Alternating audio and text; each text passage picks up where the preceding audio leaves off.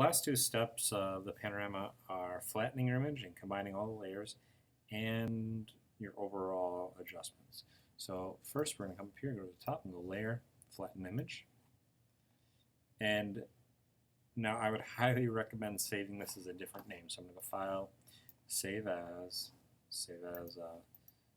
Test 2, Panorama 3, Final Layer, Final Flatten, something other than where you had just saved all your finished work with the layers.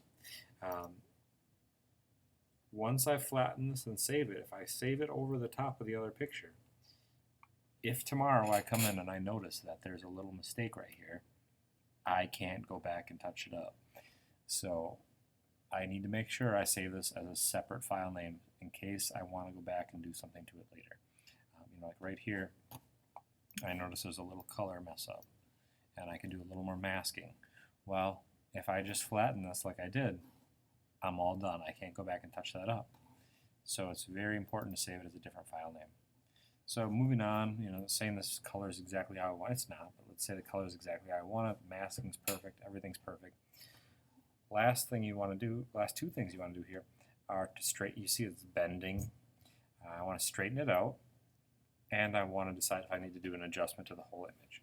So I can option double click on that background layer. That's going to unlock it. And now I'm going to go and warp the whole picture and crop it. So I like to start by cropping and just see what I have to work with here. So I'm going to crop all the way down to there. That's good. And then I go to warp. So edit, transform, warp. And I'm going to try to take the bottom of the picture and move it up. So I can, if it's just a little bit, I could just do something like that. This one's quite a bit, so there's another good option. And it gets kind of distorted. And, so that's not the, if it's just a little bit, that's a good option. This I think is too much. So I'm going to come in here and go edit,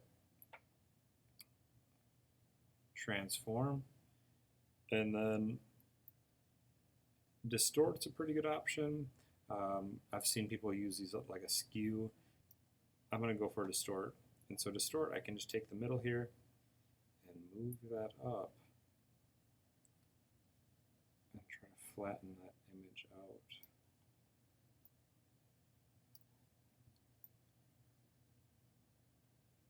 So now I'm going to hit the checkbox here, and I'm going to give it a crop again and get rid of all my extra white space.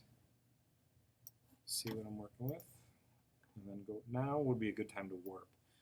So I could either try one more distort,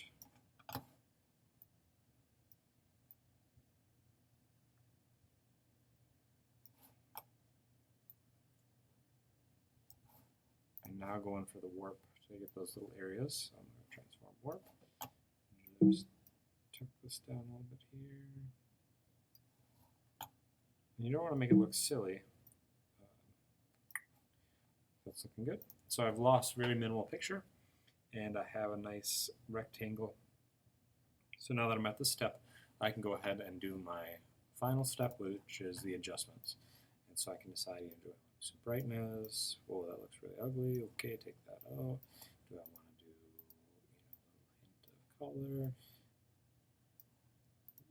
What do I want to do over the top of the whole image? Do I want to make it black and white? Look at that channel mixer. You got lots of options here, and so think creatively and how you want your vision to come through. So we've got the cropping and the distorting and warping of the picture, and then finally the last step, which is the curves, channel mixer, whatever final edits you want to do to the entire. A lot of people forget that last step. They've just been working on this thing for so long, and they're like, oh, I'm done, save it, turn it in. And they forget to do that last easy step, which is just to bring it all in with a little adjustment over the top of the whole picture.